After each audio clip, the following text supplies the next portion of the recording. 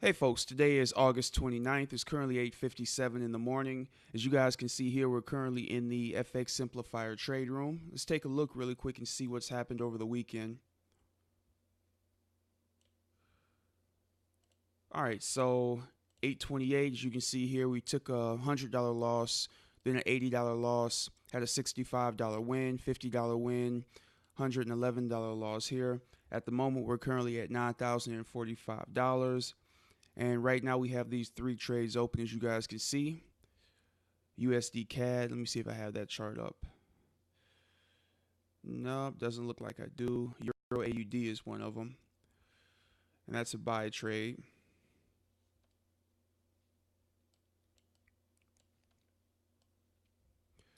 $123 take profit and a 44 stop.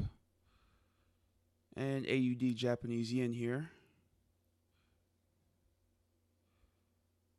Here that is, and that is a sell trade. Let's make this a little bit larger here. All right, so we're not too far off, only about 4 pips away from break even. So hopefully that'll start going in our direction here soon, but we'll continue to watch this. Let's jump in the trade room and see what they're talking about in here really quick.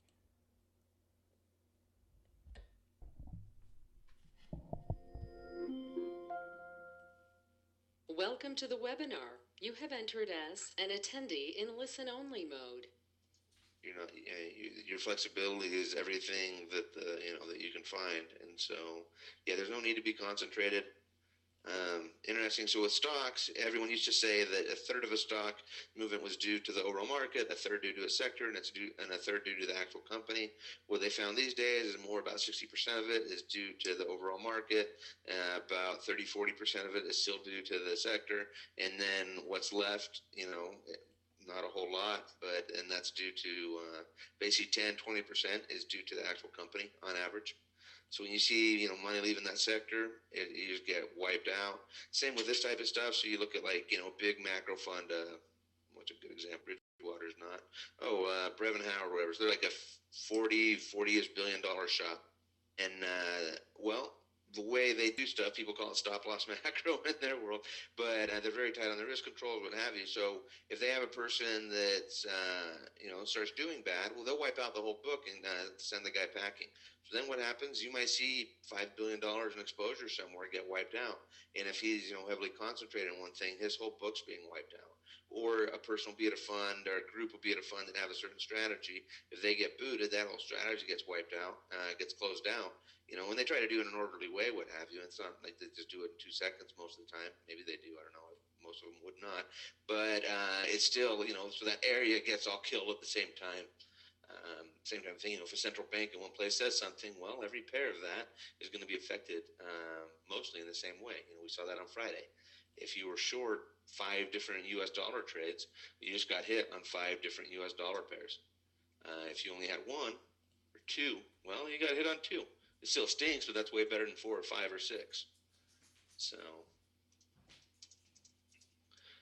and if you ever concentrate on 10 different trades that are actually all the same trade, then all you're doing is increasing your headache, not really increasing your reward to risk ratio. So there's that. Correlation risk is a real thing, basically. I've seen it. It's hit me before, and it's not great. And I've talked to people, and I've read about a lot of people, and they all kind of say the same thing. All have the same general feeling. A lot of people back-tested different things, showing the same thing, that really you're not increasing your overall return. You're just increasing your overall risk and your headache. So, or stress. It's not a headache necessarily, but just a stress level. So, patience here this morning. We already mentioned the P word, but it's absolutely required. It's required this morning because there are a lot of patterns. Okay, I will tell you. I come, a couple hours before we start. I'm looking at stuff and ready for the day and whatever. And some mornings where it's a challenge to find what what I really think can be traded with all the things I like, right, in a setup, the reward, the risk, and so forth. Other times there's a lot of opportunity. Sometimes maybe there's just one idea. Sometimes there's really almost nothing. Today there's plenty to look at. Okay, plenty. All these pullbacks and bull flags against the yen. Aussie yen really just kind of basing. I mean, this didn't catch my eye as much earlier, and now because of the declining 20-day moving average, this blue line up here, it's rallied 3.5 days now into it. So that is a drawback. But the intraday is just super powerful on all time frames. So I'm thinking perhaps it can break through the space, the upside, and move to new highs. So I'm liking that more and more as I look at it. There's plenty to look at, but not much movement happening. I mean, that's why we have some of these nice setups, is there's not a lot moving. It has moved overnight. It is either pulled back or it's now basing, at least the stuff we're looking at. And so we have really long ideas for the most part. And yet we're not seeing any breakouts yet. We're not seeing the pullbacks resume to the upside, although things are perking up a little bit perhaps right now. So at any rate, patience is kind of required here this morning. I am putting in some watch ideas into the chat, and I'll just put them also into our kind of trade log up here, this document that we share on screen. Just because there are plenty of these patterns, a lot of them against the yen, as I keep saying. Aussie yen is yet another, and so just mentioning it here while I see it. Okay, so U.S. dollar pairs, those bases just continue. The Swissy looked like it was going to break out for a moment, and I considered putting this out, but it's already a trade or a pending order from another team member in the Simplifier. So just a watch idea, but this is nearing resistance. Very important to note. The Swissy, their prior high up here is 200-day moving average. These are potentially formidable obstacles, especially the 200 MA on that daily. However, the 60-minute chart, you've got a beautiful base. It's right to the rising 20-hour MA. This is something that could certainly see some real momentum at some point to the upside, maybe rally up to those resistance points I talked about. But its breakout stalled. It's a little hard to see on screen, but it did start to break out and then has faltered for the moment. So we're seeing that across a couple U.S. dollar pairs at the moment. I'm curious whether we're seeing that in U.S. yen, so I'm going to flip over to that for a moment. Not really. U.S. dollar yen just kind of had a mild pullback, and now it's basing just off of the high. So we'll continue to watch that. That is one of the better performers today, but still not a lot of movement. We're going to have to be real patient, and the challenge is, of course, being aware, being focused, and keep maintaining one's focus on the best trade ideas while nothing's happening. That's a skill that we don't often talk about. Pending orders are great in that case often, but sometimes you don't want to put a pending order because it might be triggered by bid-ask activity. So there's a nuance there. Speaking of trade opportunities, just make this a little bit easier to see. The euro yen, this is our pending trade idea. Pull back to the 20-hour moving average, and quite frankly, I like it. The longer it takes, the more I like it actually here. Here it is against a declining 20-period moving average on the 15-minute chart, and it started to decline about an hour ago or so, and didn't do much. That was right when we were looking at it. And now it's back up against a declining 20 MA on that 15-minute chart, and it looks like it wants to challenge it and potentially break through to the upside. So obviously we'll see in time, but I like the fact that it's pulled back and just kind of sitting at this 20-hour moving average, and maybe we can get that multi-hour breakout to trigger our entry while we're together here in the session. Okay, so yeah, go ahead, Ty. Again, so the type of order we do in here, again, almost every time, we've done a couple limit orders before, but we almost always do a buy stop or a sell stop order, right? And again, what we're looking for, okay, look at that euro yen chart right there, right? So you see the 114 is about 275 line. We want a trade to occur at or above that price, not for the bid or the ask to move into there. I think I lost audio for a second. It says it's restored. I don't know. So Yeah, no, I'm hearing you. I'm hearing you. It's for a trade to happen at or above that line, not for the bid or the ask to drift down below that line. Okay. So depending on how your broker execute things, one, you can do what you want, right? Hey, if you're like, hey, I don't care if I get filled a couple pips early, and maybe the trade doesn't work out the same way, maybe it does, and then I make an extra one or two pips, then hey, good for you. But just understand the way we're doing it in here, and there's several reasons, we've gone over a few today, is we want that trend to officially be reaffirming itself, to be breaking a couple bars high and be moving higher, what have you. And so until there's a trade actually at that, so if you look at a price chart, these are all price charts, and until you see those actually move at there or above, then we don't have the order out, okay? If you have the order sitting and your broker executes on the bid or the ask coming into a buy stop or a sell stop, then this order probably already triggered for you. That's not the way we do it, so it is not triggered for us. Consequently, on the downside, you also possibly, if it went down, the bid or the ask drifted up into your stop area, and so you maybe were executed on the stop.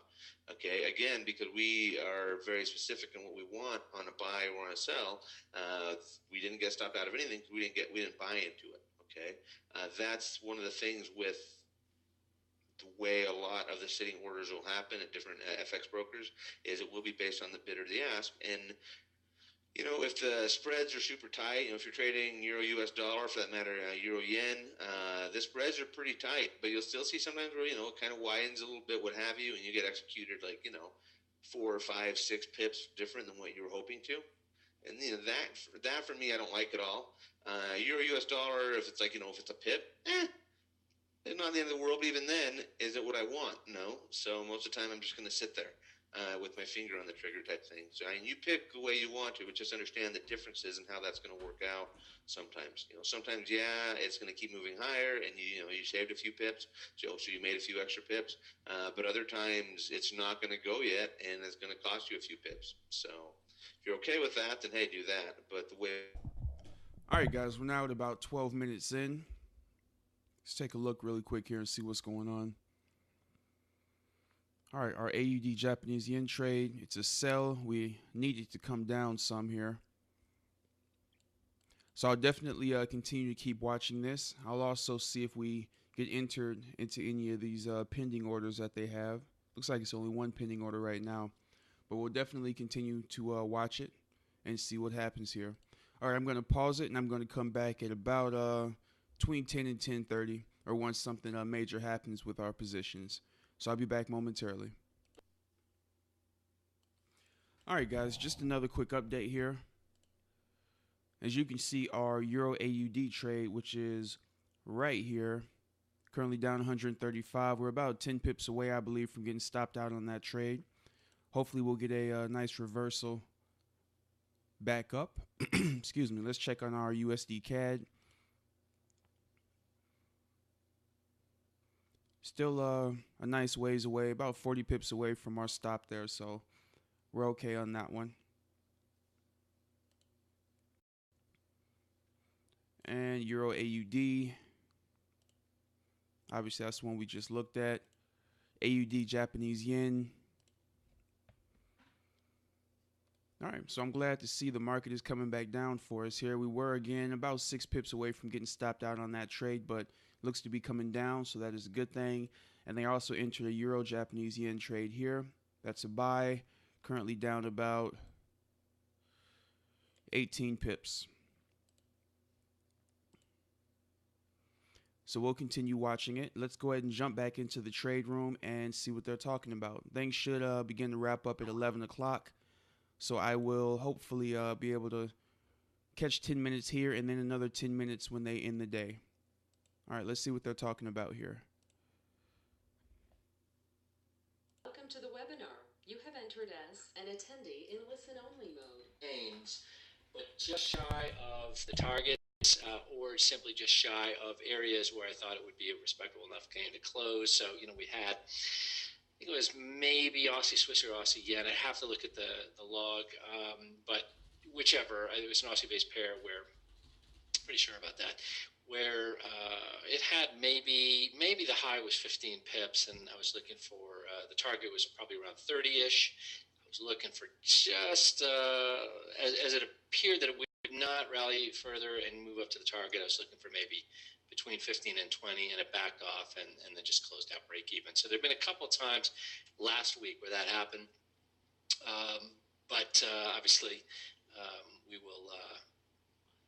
We'll update you towards the end of the room in about 45 minutes as to the status of anything and everything.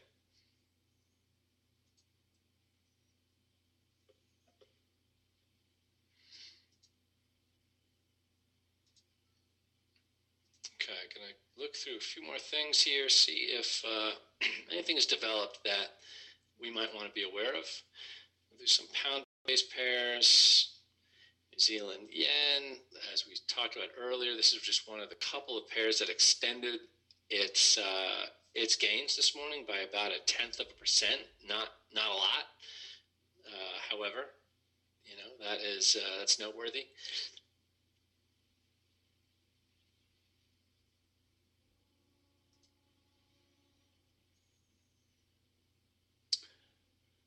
So let's talk about Euro US just for a moment, Tag. I mean, we've looked at the dollar index. We've looked at some dollar pairs.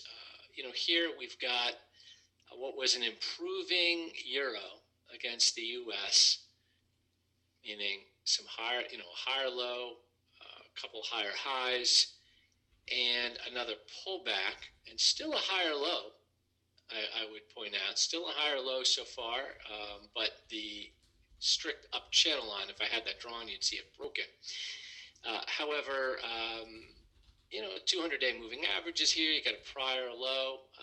It's so interesting because such waves were made from the dollar's reversal on Friday off the lower channel area. Big moves occurred, lots of turbulence, so on and so forth. However, these pairs are not shifted in a dramatic way to me, like the USD CAD, US Swissy. It was almost like they sped forward in time, got a little bit closer to resistance, rallied up a little bit more, and so forth, but not earth-shattering changes to trend, in my opinion. Yeah, I'd agree. I mean, and obviously, in the most literal sense, yeah, definitely. But sentiment didn't even seem to really shift as hard there. Like, nothing about it really shifted that hard. I could throw out maybe because, ECB, they meet on the 8th, that's coming up. But really, that didn't seem like that was a thing either. I don't know. I know Swissy on average, again, like I was saying earlier, Swissy's probably Swissy and Yen are my least liked currencies longer term. They're really trying to debase their stuff. The euro, I don't know, they are, but they're not. So they have negative rates. They're doing a lot of QE. They're probably not cutting down on that anytime too soon. They have seen a slight uptick in growth. They've seen a slight change in trend of growth. So instead of being negative, it is improving, but it's not improving fast, and it doesn't look super sustainable. And so I don't know. I don't really. I'm biased on the downside on the euro, but I'm not very strongly biased. Like it's pretty weak bias, and I don't know. I'm not really sure why it didn't run more. You look at where it was. Obviously, a lot of people have been washed out that it used to be super heavily short. It's not nearly as heavily shorted anymore, and so that should have given it more room to run. But it didn't. So I'm not sure. Euro yen thing to say because normally I have more opinion on something, but that one is just like it's been acting kind of strange, and so I don't know what to say. And I will say it's part of trading, but I am annoyed at Euro yen for just barely triggering our entry to the absolute least it could trigger it. barely triggering our stop. Okay, both were tight on purpose, but this morning with so little movement, unfortunately, just got triggered on each side and stopped out for a loss. So if you look look a little bit more closely, right? I mean, the pattern is almost unchanged, right? Nice pullback to the rising 20-hour moving average. The buy stop trigger was above these highs and got triggered here. Exactly 114.275. That is an exact minimum that it could do to trigger our entry. So, but it did. And on the stop side, our stop was even revised to be below the lows, and wasn't a super distant stop. We kept it low risk. However, it just triggered our sell stop with a low here of 114.118. That's just a fractional pip below our stop price. So unfortunately, that's a closed idea. It's a stop out. Again, it's a very low risk one in my view, for really an excellent looking opportunity against a weak currency, which is really the theme this morning, the yen weakness. But it didn't work out. So there you go. Stop out in euro yen in terms of the actual fills, and amending this to reflect that exactly. I don't have that, but I certainly we can look to get that by the end of the session. Just let me make a note.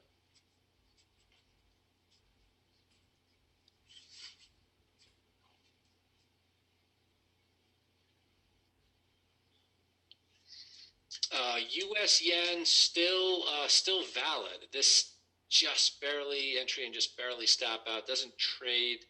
Doesn't change the potential attractiveness of U.S. yen. Although obviously has not triggered. It's not close to entry at the moment either. So whether that will remain an idea or not really depends on how this acts in the next 41 minutes. Go through all the pairs. Actually, before I do that, let me point out one thing in this. Thank you, Tag. Point out one thing in this. Oh, not on that chart. I want the Kiwi itself, NZD USD. What I want to point out here is the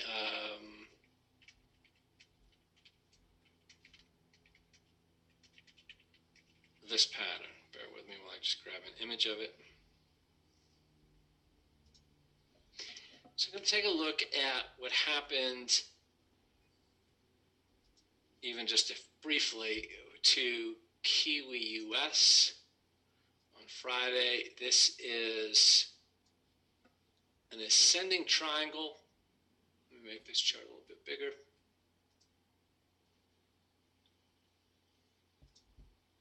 Okay, so an ascending triangle. It had stalled at this price many times, continued to get tighter and tighter at this in this area of 0.7323 or thereabouts, and finally broke out in a pretty bullish fashion on Friday.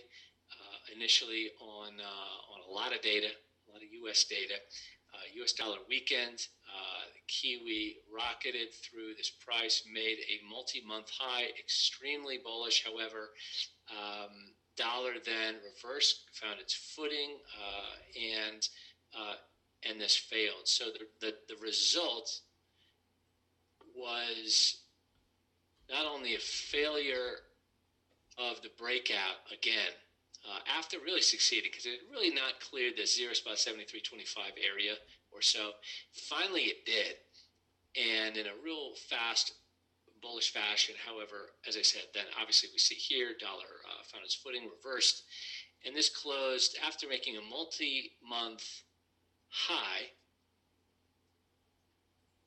then closed at a 1, 2, 3, 4, 5, 6, maybe like a 1.5 week low.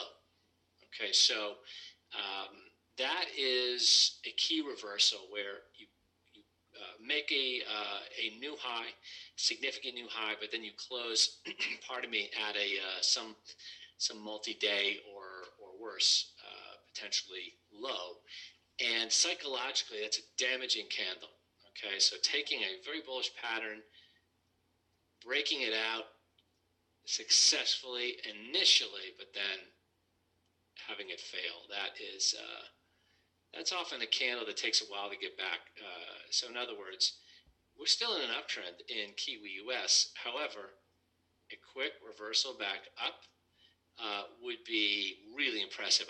I would not expect that. I would not expect that. I would expect, at best case, maybe consolidation and so forth, or some more weakness, potential dollar strength, thus Kiwi weakness perhaps, and that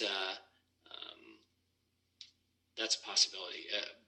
Either way, very nasty, that kind of action. That's not the norm that you see that, but it obviously does happen, and took a great initially, I think, a very good swing idea, and unfortunately trashed it. But that is trading. Euro yen breaking down a little bit. Dollar Swissy strengthening finally a little bit. That was one that also could not capitalize on just due to availability. But Swissy is extending its move here. And if anyone is in that trade by chance, I would definitely be paying attention if I were in your shoes to the 200-day moving average. Okay, that currently, it'll change, but it's currently in USD CHF 0.9831 area. Okay, so obviously.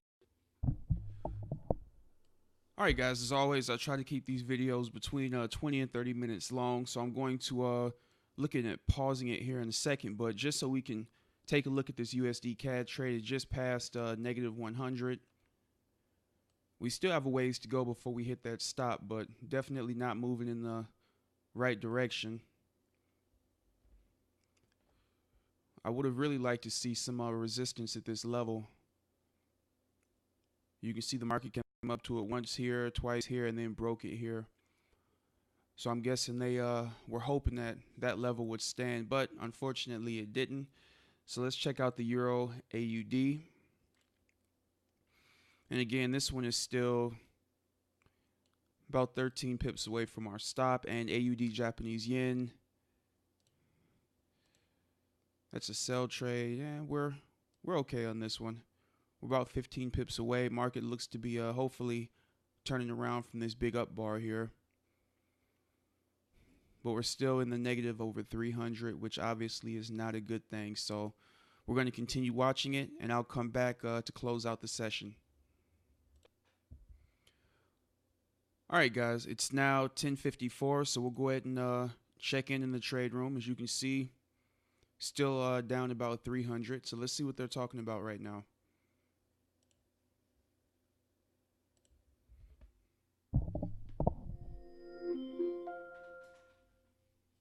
Welcome to the webinar. You have entered as an attendee in listen-only mode. On position size and frequency of trades, but it's worked out for me. I think I've said it in here before. I need to take a little bit more risk on average, but my frequency of trades, I don't know if I really have a problem with that. But yeah, the events trading going on tilt, that's a very real thing, and it's something you don't want to do. It doesn't. Maybe there's someone out there it works for, but that person, whatever, they're amazing, because it's not there for everybody else. It's when you're trading mad, it's kind of the same thing as trying to. If you got in a fight with your wife, husband, kids, mom, dad, what have you, and then going back and trying to fix it by yelling more. It's like, step back, get calm in the head, go back, and then at least you can address the situation rationally. Maybe there's a good reason you're mad, maybe there wasn't, doesn't matter. Going at it angry rarely fixes it, So, same thing with trading. That is true. Folks, we have about 5 minutes left or so. I'm going to just point out some swing ideas that, maybe I've touched on, perhaps we haven't, or I haven't. So I'm just going to go through kind of left to right in terms of workspaces. I put in yellow Australian dollar, Canadian dollar. That continues to just hold up. It's working off its 200-hour moving average as well, which is something I might pull up in just a moment. But uptrend, deeper pullbacks within an uptrend. Often pullbacks will come down to this area on EMA, and I say area, it could be a little shy of it, could be to the 20 EMA itself, could be slightly below for a moment, and you see that a lot here with Aussie CAD. The deeper pullbacks will break below that, come to the maybe 50-day moving average, or in this case, corrected to the 200. You saw a bullish candle here on the 22nd, and it is consolidated in the top half of that ever since until today, when it broke down a little bit, but kind of it's buoyant. And I say buoyant because today it made a multi-day low. It traded below the last 4 days.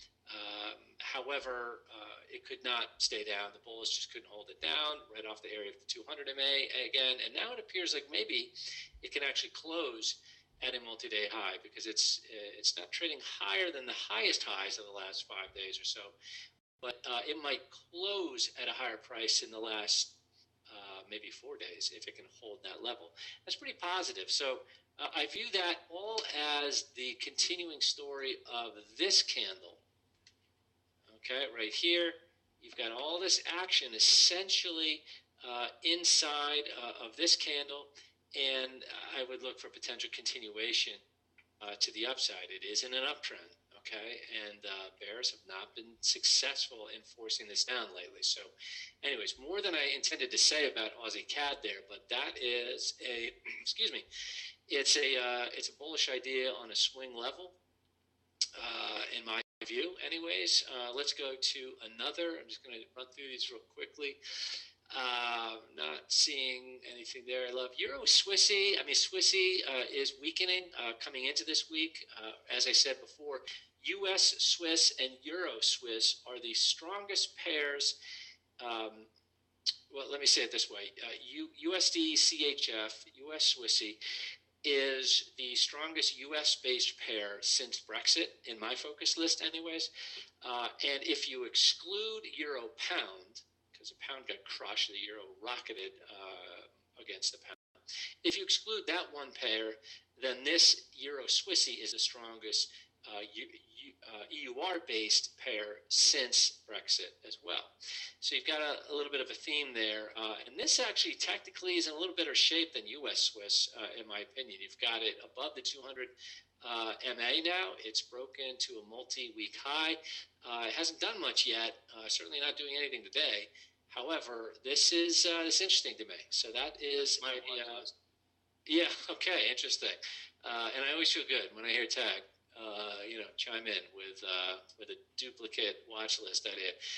Euro Pound I find interesting. I don't know which way this is going to break. I have drawn this triangle, symmetrical triangle, on each of these charts, on the daily, on the hourly. They'll be slightly different looking, but pretty much the same idea, which is it's getting quite narrow. After it's pulled back within this uptrend. It is at the area of the rising 20, but hasn't been able to do anything. Getting quite narrow, and I think this is, by the end of the week, is going to have moved up or down meaningfully. That's just my opinion on that, and we'll see if that ends up being the case. Pound, nice rally in the last couple of weeks, has entered a little range again on a lot of these charts. I really don't have these on my swing list. Tag already spoke. I didn't put these in yellow yet, but they're on my watch list coming into the week, particularly NZD CAD. So I'm just going to put this one in yellow. From a swing perspective, it's not dissimilar to NZD US, which of course we've already been through, broke out, but then failed in flashy style, both on the upside and the downside. And then US, lastly, before we close up the room here, some US pairs, mostly US-based pairs, have rallied. Nice reversal Friday. They're not far from resistance in most cases. US CAD has a little bit of room to run potentially to this declining, potential declining trend line, resistance line, very near to the 200 MA on USD Swissy. And lastly, we already talked about Singapore dollar being right up near resistance. And USD yen, there are prior highs not that far away. This idea is going to remain valid. Just a pending idea here in the room. Target is, I'm going to leave target as to be determined, but I will likely make that, well, let me give that some thought for a moment. I will give an update on that after the room. I'll just send out it'll be to the email and the app. In the subject line, it will say NY PIP room update, and then we'll have the symbol USD JPY.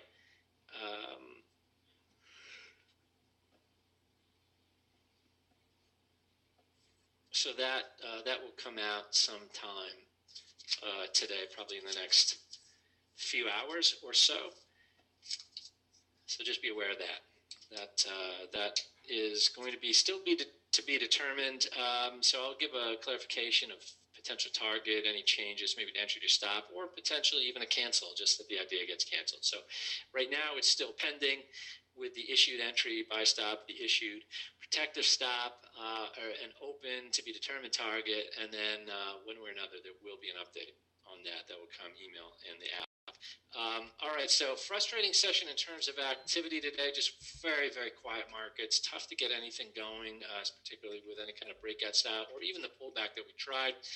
Very good setup. I would trade it if it presented itself again tomorrow. I'd trade it the same way, although unfortunately just did not work today. So modest stop out, I think it was 17 and a half or so pips, something in that range when you took in the slippage and the spread. All right, folks, thank you for being with us. We appreciate it. I look forward to a more productive session on Wednesday. And thanks, Tag. Have a great beginning of the week, folks. We'll see you in a couple days. Yeah, have a wonderful week. See you on Wednesday. Have a great day. All right, folks, that's the end of the session for today. And as you guys can see here, we're currently down 315 about.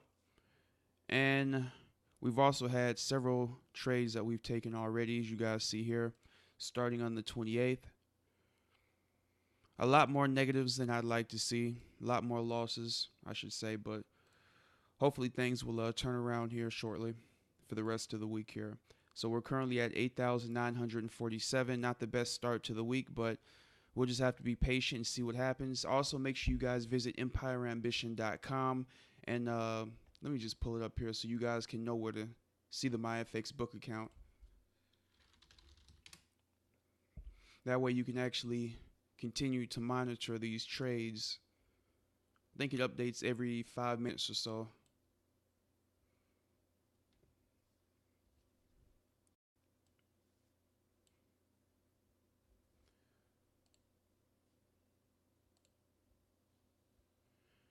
All right, scroll down here till you see this chart. Click on that.